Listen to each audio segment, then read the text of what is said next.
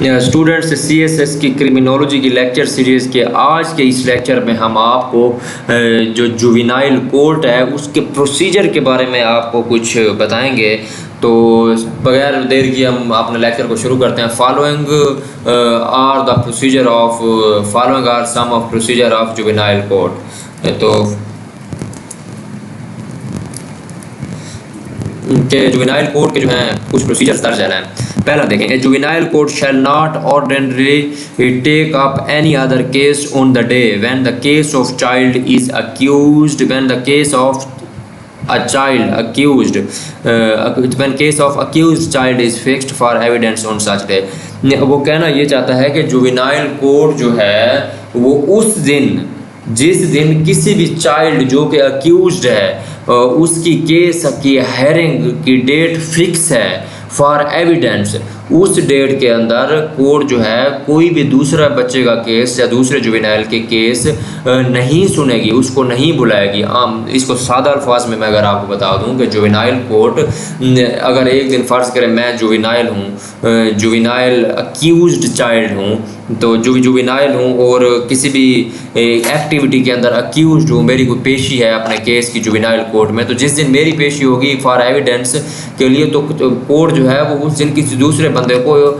Case के लिए higher नहीं करेगी, उसको टाइम नहीं देगी, उसका केस दूसरे दिन नहीं सुनेगी। अब दूसरा पॉइंट देखते हैं। दूसरा पॉइंट ये है, juvenile court shell follow the procedure provided for in court. Juvenile court जो है वो कानूनी तौर पर जो प्रोसीजर है उसको फॉलो करेगी। No person shall be present at any sitting of juvenile court, के जुवेनाइल कोर्ट की जो सिटिंग होगी, हायरिंग होगी फॉर एविडेंस फॉर प्रोसीडिंग्स, उसके अंदर कोई भी ऐसा बंदा पार्टिसिपेट या प्रेजेंट नहीं होगा सिवाय किन के, सुने जी,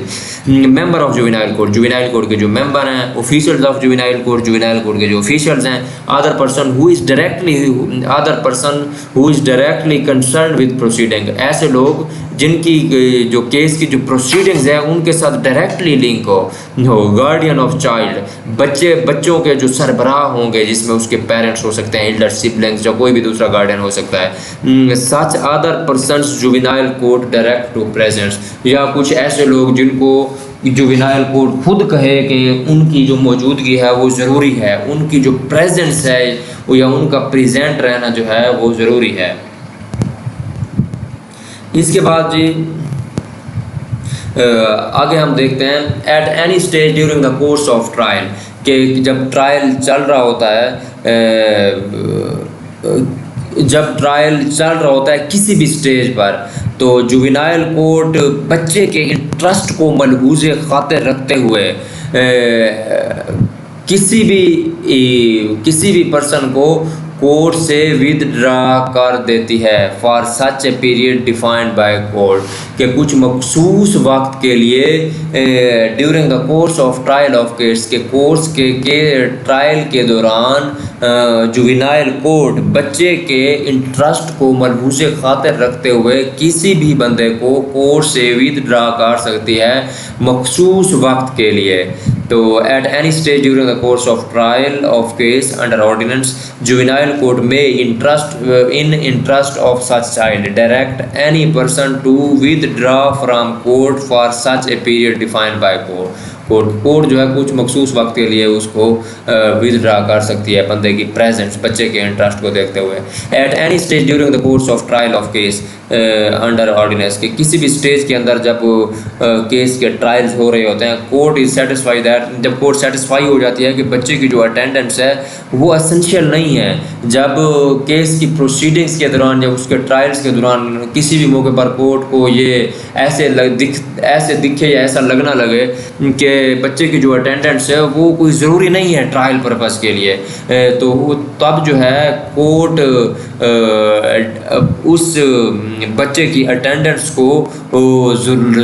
रिजेक्ट कर देती है, मतलब उसको लाजमी नहीं करार देती, और केस की जो प्रोसीडिंग्स हैं, जो ट्रायल्स हैं, वो होते हैं in the absence of child. अब मैं इसको पढ़ के आपको बता देता हूँ कि at any stage during the course of trial when court is satisfied that attendance of child is not essential, कि बच्चे की जो मौजूदगी है वो ज़रूरी नहीं है for trial purpose, the court may dispense the attendance, court जो है बच्चे की अटेंडेंस को मनसूख कर देती है और कोर्ट ट्रायल की जो प्रोसीडिंग्स है वो बच्चे की गैर मौजूदगी में करती है। at any stage